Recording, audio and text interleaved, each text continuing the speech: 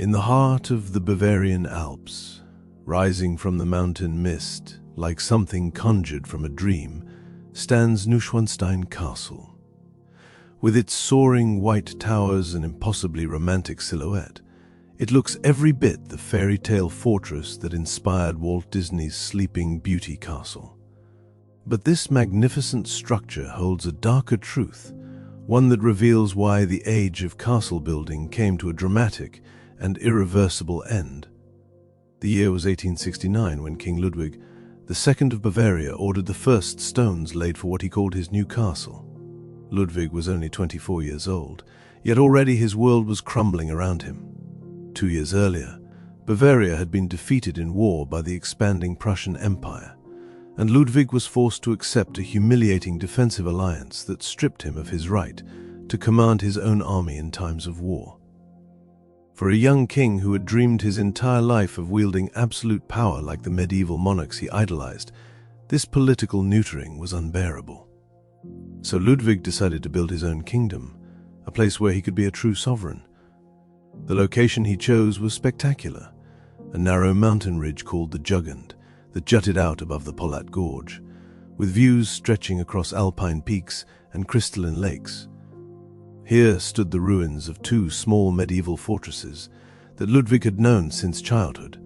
He would sweep them away and erect something far grander, something that would embody everything he believed a royal castle should be.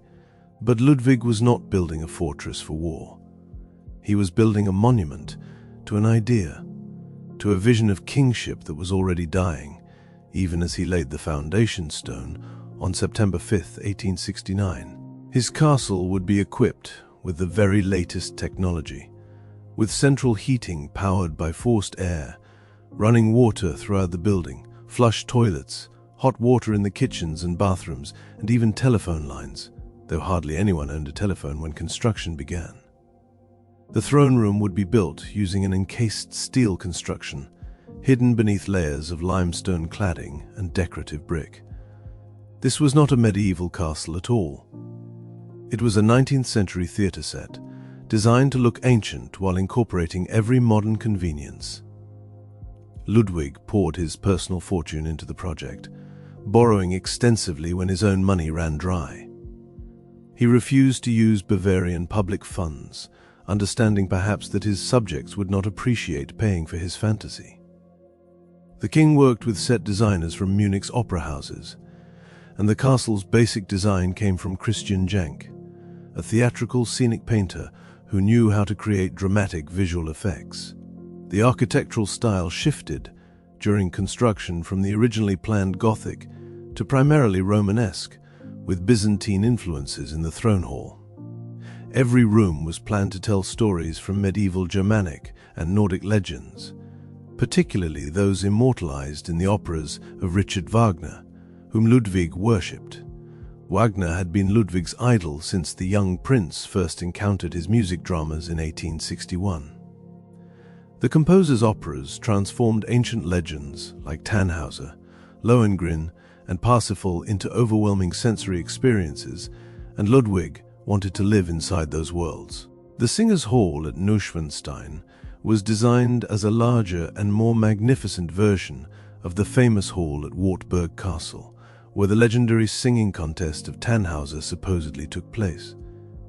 The throne hall was conceived as a hall of the Holy Grail, dedicated to the Arthurian legend of Parsifal.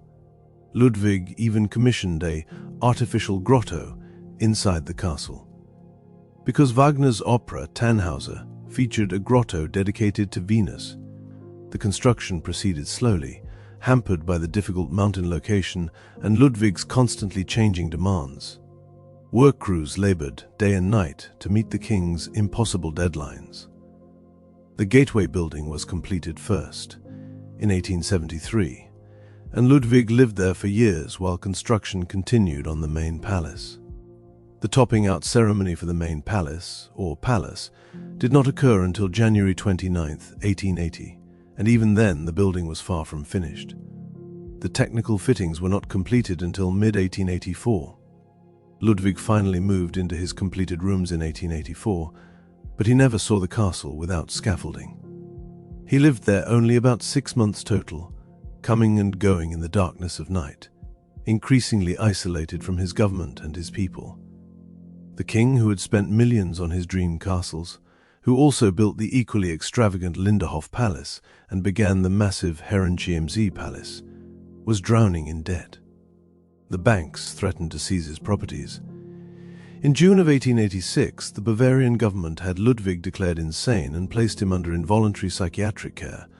On June 13, 1886, the king's body was found floating in Lake Starnberg, along with the body of his psychiatrist. The official explanation was suicide by drowning, but the circumstances remain mysterious to this day. Ludwig was 40 years old. His new castle, which no outsider had ever been allowed to enter during his lifetime, was opened to the public on August 1, 1886, just 7 weeks after his death. It was only then that it received the name Neuschwanstein. The castle was never completed according to Ludwig's original vision. A massive keep that would have formed the central focus of the upper courtyard was never built. The bower and square tower were finished in simplified forms by 1892. Only about 14 rooms were ever fully decorated and furnished. Neuschwanstein stands today as a monument to the futility of trying to recreate the past, a 19th century fantasy of what medieval kingship should have been. Built at a time when real political power had already shifted decisively away from monarchs. But Ludwig was not alone in his castle-building obsession. Across the Atlantic Ocean, in the United States, another generation of builders was creating their own monuments to wealth and power. These were the robber barons of America's Gilded Age, the industrial titans who had amassed fortunes that would make Ludwig's spending look modest by comparison. The Gilded Age, a term coined by Mark Twain in 1873, referred to the thin layer of gold that covered the base metal of American society in the late 19th century. While the nation's standard of living improved for many, the gap between rich and poor yawned wider than ever before. By 1900, the wealthiest 1% of Americans controlled 51% of the nation's real estate and personal property. These newly wealthy industrialists faced a problem Ludwig never encountered. Despite their enormous fortunes, they were shut out of high society by old money families who viewed their wealth as tainted, earned through ruthless and exploitative business practices. Men like Cornelius Vanderbilt, John Rockefeller, John Jacob Astor, and Andrew Carnegie were called robber barons by their critics, accused of building monopolies, crushing competitors, and exploiting workers to accumulate their vast fortunes. If they could not buy their way into existing social circles, they would build their own. And build they did, creating some of the most opulent private residences the world had ever seen. But significantly, they did not call them castles. They built mansions, palaces, country estates, even calling them cottages in a display of false modesty that fooled no one. The distinction was important. A castle implied military power and feudal authority. A mansion simply displayed wealth. Consider the breakers in Newport, Rhode Island, completed in 1895 for Cornelius Vanderbilt II, grandson of the railroad tycoon. The breakers was designed in the Italian Renaissance style by architect Richard Morris Hunt. With 70 rooms spread across 5 floors, the mansion featured marble imported from Italy and Africa, electric lights, and technological marvels that would have amazed medieval castle builders. The dining room featured a ceiling painting of Aurora 50 feet overhead. 500,000 cubic feet of marble in various hues lined the interior. Yet the breakers was called a summer cottage, meant to be occupied only during the social season in Newport. Cornelius owned other homes for the rest of the year. George Washington Vanderbilt II went even further with his Biltmore estate in Asheville, North Carolina. Completed in 1895 after 6 years of construction, Biltmore contained 250 rooms, spread across 178,926 square feet, making it the largest privately owned house in the United States. The French Renaissance chateau-style mansion sat on 8,000 acres of landscaped grounds. It had 65 chimneys. The house featured an indoor swimming pool, a bowling alley, and modern amenities that included electricity and elevators. Yet even this enormous structure was called an estate, not a castle, when wealthy industrialists did build structures that looked like castles. They often invoked specific functions that justified the medieval architecture. George Bolt, a hotel magnate, built Bolt Castle on Hart Island in the St. Lawrence River in upstate New York, starting in 1894. The castle was intended as a monument to his love for his wife Louise. Construction employed 300 workers for 4 years. But when Louise died suddenly in 1902, Bolt immediately halted all work and never returned to the island. The unfinished castle stood abandoned for 73 years, slowly deteriorating, until restoration efforts began in the 1970s. Today, it operates as a tourist attraction, its romantic tragedy more compelling than any completed structure could be. William Randolph Hearst, the newspaper tycoon, built perhaps the most castle-like structure of the American Gilded Age. Starting in 1919, Hearst constructed his estate at San Simeon on the central California coast. He called it La Cuesta Encantada, the Enchanted Hill, though most people simply called it Hearst Castle. Hearst sent agents throughout Europe to purchase actual architectural elements from old castles, buying windows, arches, and stonework, along with artwork, antiques, and entire room interiors, which were then incorporated into his mansion. The result was an eclectic mix of Spanish colonial revival style with genuine medieval and Renaissance elements. Hearst Castle eventually encompassed 165 rooms spread across 61 bathrooms, 19 sitting rooms, 42 bedrooms, a movie theater, tennis courts, and indoor and outdoor swimming pools. The Neptune pool featured actual Roman temple columns that Hearst had dismantled and shipped from Europe. The estate sprawled across 127 acres of gardens and grounds. Hearst even maintained a private zoo with exotic animals. The castle was located 250 miles from Los Angeles, ensuring that only specially invited guests would make the journey. The isolation mirrored Ludwig's mountain retreat, though Hearst used his castle for entertaining rather than solitude. Yet, for all its grandeur, Hearst Castle was built primarily as a residence, not as a fortress or a symbol of political power. Hearst was creating a pleasure palace, a place to display his collections and host lavish parties. The castle's design emphasized comfort and entertainment rather than defensibility. This was the key difference between 19th and 20th century castle building and the medieval original. True castles had been built primarily for defense and secondarily as residences. The tall walls, narrow windows, moats, drawbridges, and keeps all served military purposes. Living in a genuine medieval castle was cold, damp, and uncomfortable. By the 1600s, people no longer wanted to live in actual castles.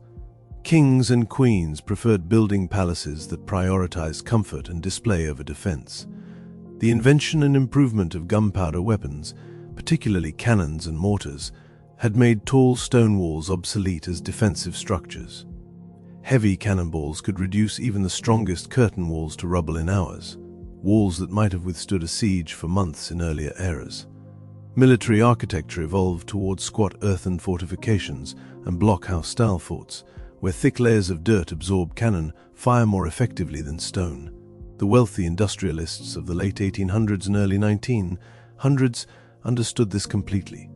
When Thomas Carnegie, steel industrialist and co-founder of the Edgar Thomson Steel Works, built his 59-room mansion Dungeness on Cumberland Island in Georgia in the 1880s, he modeled it after the turreted castles of his native Scotland. But the castle style was purely aesthetic.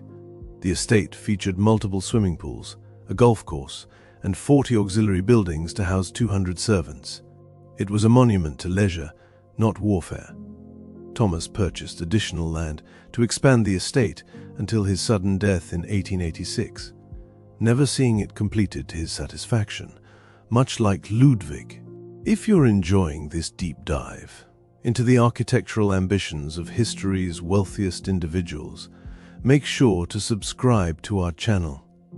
We bring you fascinating stories about how the powerful lived, built, and ultimately, why their grand visions often remained unfinished dreams. Hit that subscribe button to join us on more explorations into the past. The pattern emerges clearly when examining multiple examples. Andrew Carnegie, the steel magnate who gave away 90% of his fortune in his final 18 years, specifically requested that his New York City mansion be modest, plain, and roomy. He deliberately chose to build on Fifth Avenue, about a mile north of the fashionable district where his peers had erected their palaces. Carnegie wanted to set an example, arguing that wealthy people had a duty to spend their fortunes in ways that benefited society rather than merely displaying their wealth. Yet even his modest mansion, completed in 1902, ended up with 64 rooms spread across 56,364 square feet. The Georgian Revival-style home was grander than Carnegie had originally specified, though still simpler than many of his contemporaries' estates. The fundamental reason wealthy people stopped building castles was that the social, political, and military context that made castles meaningful had ended. In feudal societies, wealth derived primarily from land ownership, and power belonged to the landowning classes. Barons, earls, dukes, and kings needed castles to defend their territories, control their vassals, and project authority. A castle served as a practical tool of governance and warfare, while simultaneously functioning as a status symbol. By the late 19th century, feudalism had given way to modern nation-states, with centralized governments and professional militaries. Wealth increasingly came from industry, commerce, and finance rather than land. Power theoretically belonged to democratic governments elected by citizens, though in practice the wealthy still wielded enormous influence through their economic might. But building a private military fortress would have been viewed with suspicion in liberal societies where wealth was not supposed to be directly linked to political authority. A wealthy industrialist constructing defensive fortifications would raise questions about their intentions. Moreover, the kind of siege warfare that made castles useful had become obsolete. Modern artillery made stationary fortifications vulnerable rather than safe. Armies moved rapidly using railroads. Wars were fought with machine guns, explosives, and increasingly with air power. Building a traditional castle would be pointless from a military perspective and potentially seditious from a political one. The wealthy instead built monuments to culture, comfort, and taste. They created private museums filled with priceless art, like Henry Clay Frick's mansion in New York, which opened as the Frick Collection Museum in 1935. They endowed universities, libraries, concert halls, and hospitals. Andrew Carnegie personally funded the construction of over 1,700 public libraries across the United States. John D. Rockefeller, the oil tycoon, whose Standard Oil Company controlled 90% of American petroleum production by 1890, donated hundreds of millions to educational and medical institutions. These philanthropic projects built social capital and cultural legitimacy in ways that personal castles never could. The industrialists also understood that architectural styles were changing. The Victorian era gave way to Beaux Arts, then to Art Nouveau, and eventually to modernist movements that rejected historical pastiche in favor of clean lines and functional design. Building a fake medieval castle in the 20th century increasingly seemed ridiculous, a foolish indulgence that invited mockery rather than respect. The Turkey project, Burj Al Babas, demonstrates this perfectly, with its 587 unfinished Gothic fantasy castles blighting the Black Sea region. Intended as holiday homes for extremely wealthy tourists, but now standing abandoned and incomplete, a testament to misjudged taste and poor planning. By the mid-20th century, architectural preferences had shifted entirely. Wealthy people built modernist houses designed by famous architects like Frank Lloyd Wright or Le Corbusier. Structures that emphasized horizontal lines, open floor plans, integration with landscape, and honest use of materials like glass, steel, and concrete. These houses rejected historical ornamentation as dishonest and backward-looking. A modernist mansion might cost tens of millions to build, but it would look nothing like a castle. The ultra-wealthy of the late 20th and early 21st centuries have taken this evolution even further. Today's billionaires often own multiple properties scattered across the world, but they rarely build ostentatious palaces. Instead, they purchase penthouses in urban skyscrapers, contemporary houses in exclusive beach communities, or relatively modest compounds that emphasize privacy over display. Bill Gates's house in Medina, Washington, incorporates technology throughout and focuses on functionality, comfort, and security rather than historical architectural reference. Mark Zuckerberg famously bought the houses surrounding his Palo Alto property to ensure his privacy rather than building a single enormous mansion. When contemporary wealthy individuals do build large houses, they face immediate criticism for wastefulness and ostentation. Social media amplifies outrage over displays of extreme wealth in ways that the robber barons never experienced.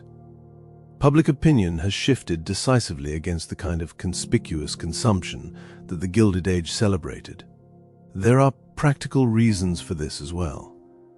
Large houses are expensive to maintain, require numerous staff, and consume enormous amounts of energy. They are difficult to secure and make their owners targets for criticism, crime, and regulatory scrutiny. The environmental movement has made it socially unacceptable to build enormous houses that waste resources. Zoning laws and building codes in many locations restrict the size and style of residential construction. Property taxes on massive estates can be prohibitively expensive. The wealthy have learned that it is more advantageous to deploy their money into investments, businesses, and strategic philanthropy rather than personal monuments. There is also the simple fact that modern life does not require large houses. Medieval castles housed not just the lord's family, but also numerous retainers, servants, soldiers, and dependents. The castle was an economic and administrative center for managing estates that might cover hundreds of square miles. Modern wealthy people do not need to house private armies or maintain feudal courts. They can conduct business from small offices or remotely using telecommunications.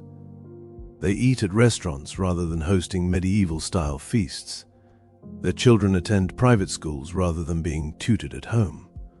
The functions that required a castle no longer exist.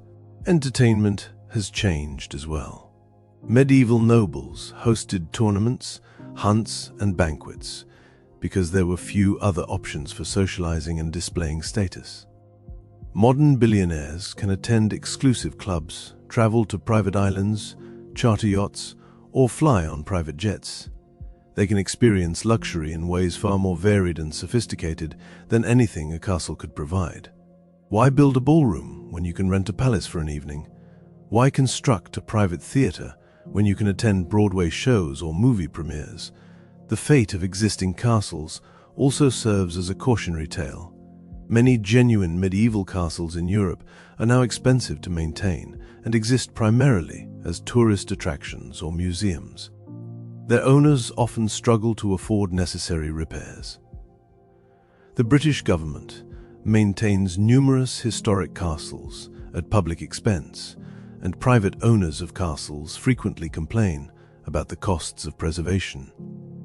Neuschwanstein Castle, despite being one of the most photographed buildings in the world and attracting millions of visitors annually, required such extensive restoration work that it remained under ongoing renovation for years. Building a new castle would simply create a future maintenance nightmare. Perhaps most importantly, the symbolic meaning of castles has changed. In Ludwig's time, castles still represented royal power and medieval romance. They were associated with knights, chivalry, noble lineage, and rightful authority. Today, castles are seen as relics of an oppressive feudal system built on the backs of exploited peasants. They represent inequality, hierarchy, and outdated social structures that modern democratic societies have rejected. A billionaire building a castle today would be accused of megalomania and aristocratic pretension. The irony is that Ludwig's Neuschwanstein, the ultimate fantasy castle built by a king trying to escape modernity, has become one of the world's most beloved buildings precisely because it is so openly theatrical. Everyone knows it is not a real medieval castle. That is part of its charm. It represents an innocent fantasy, a fairy tale made solid, a theme park before theme parks existed. Walt Disney recognized this when he modeled Sleeping Beauty's castle on Neuschwanstein's silhouette, understanding that the Bavarian king's romantic vision resonated with people's desire for magic and escape. But modern billionaires cannot build monuments to innocent fantasy. Everything they do is scrutinized, criticized, and analyzed for its social implications.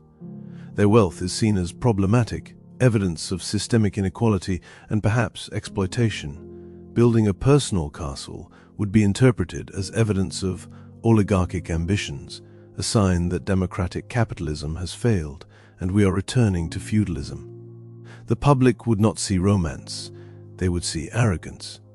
There have been exceptions. A few wealthy individuals have built castle-like structures in recent decades. Castle Stuart in Scotland was constructed in the 1990s as a luxury golf resort, though it serves a commercial function rather than as a private residence. Various wealthy people have restored genuine old castles and live in them, modernizing the interiors while preserving the historic exteriors.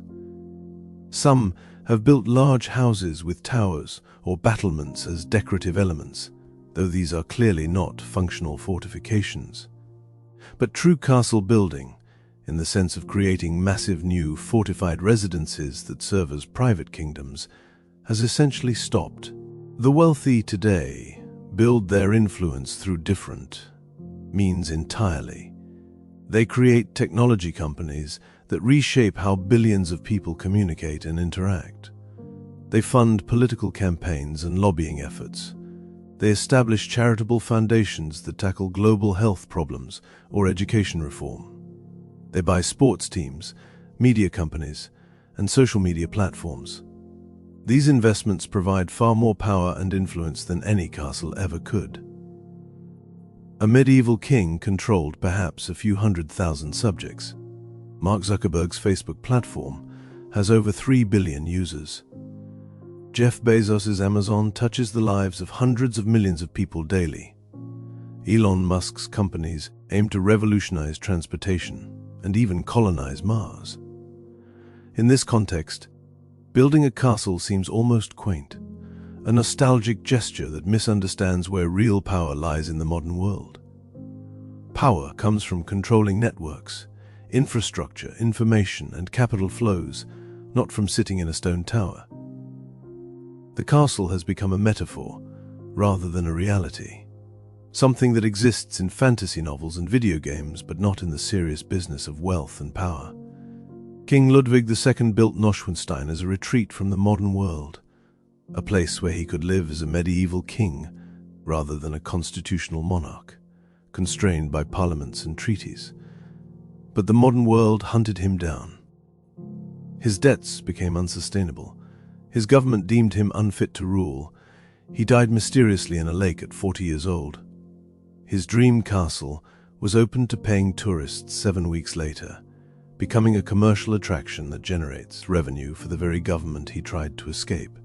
This is the lesson that wealthy people learned from Ludwig and from the Gilded Age mansion builders. Personal monuments are temporary at best. The Vanderbilts built their summer cottages in Newport, but within a few generations those descendants who inherited the houses could not afford to maintain them and donated many to preservation societies.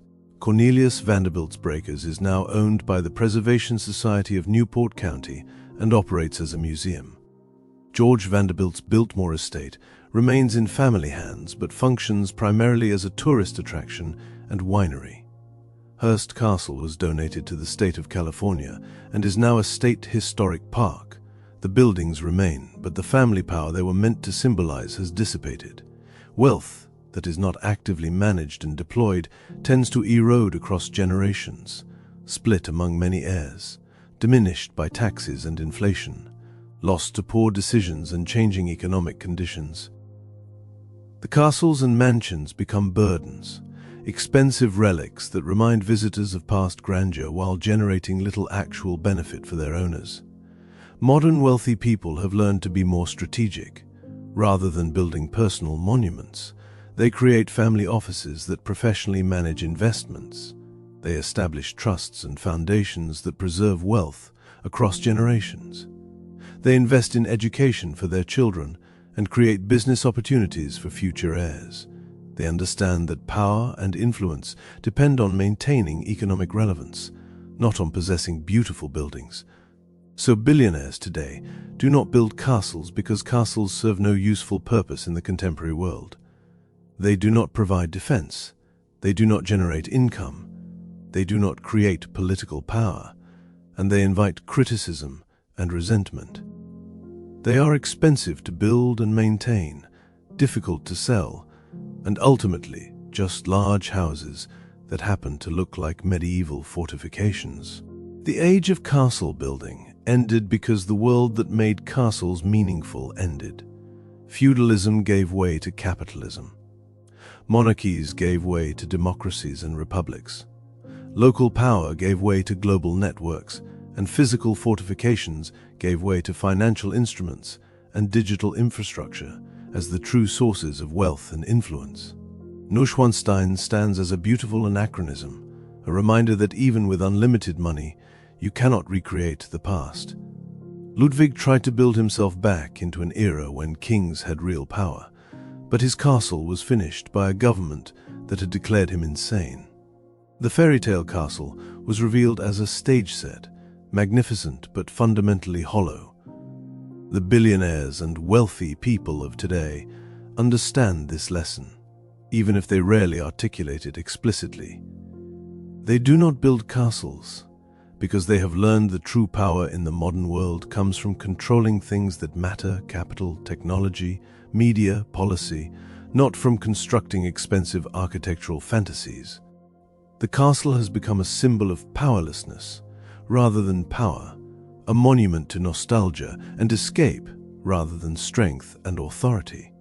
If you want to see where the ultra-wealthy invest their resources today, look at their companies, their foundations, their political contributions, their technology ventures. That is where their real kingdoms are being built, in boardrooms and server farms, in research laboratories and investment portfolios. Those are the modern equivalents of castles, the fortifications that protect their wealth and extend their influence. They are invisible to most people, hidden behind corporate structures and legal agreements, but they are far more powerful than any stone tower could ever be. King Ludwig II's great tragedy was that he understood too late that his beautiful mountain castle was irrelevant to the forces reshaping his world. By the time Neuschwanstein was finished enough for him to live there, he was already doomed, his debts insurmountable, his government turning against him. The castle he built to escape reality became the clearest symbol of how completely reality had defeated him. Modern billionaires have no interest in repeating his mistake. They know that the real game is played elsewhere, in markets and networks that castles can neither defend nor influence. The last great castle builders like Ludwig and the Gilded Age industrialists represented a transitional moment when people who had grown up admiring medieval and Renaissance architecture still had enough wealth to indulge those tastes, but before society had fully absorbed the lessons about the futility of such gestures. We look back on their creations with a mix of admiration and pity, appreciating their beauty while recognizing the vanity and delusion they represented. Today's wealthy have mostly moved past that stage. They have accepted that architecture is about function, investment, and increasingly about sustainability and responsible resource use. Some build beautiful homes designed by notable architects, but these are meant to be lived in and eventually sold, not to serve as permanent monuments. The idea of the castle as an expression of power and permanence has died, replaced by more fluid and pragmatic approaches to wealth and status. So, if you ever find yourself wondering why billionaires do not build castles like Neuschwanstein anymore, remember this. They learned that castles are beautiful prisons that trap their owners in the past, expensive fantasies that provide neither security nor influence, monuments to ideas that the world has moved beyond. The age of castles ended because the age that gave birth to them ended, and no amount of money can bring back a world that no longer exists. If this exploration of architecture, power, and the changing nature of wealth has captured your imagination, please like this video and subscribe to our channel for more deep dives into history's most fascinating stories. We explore the real reasons behind the world's greatest monuments, mysteries, and turning points.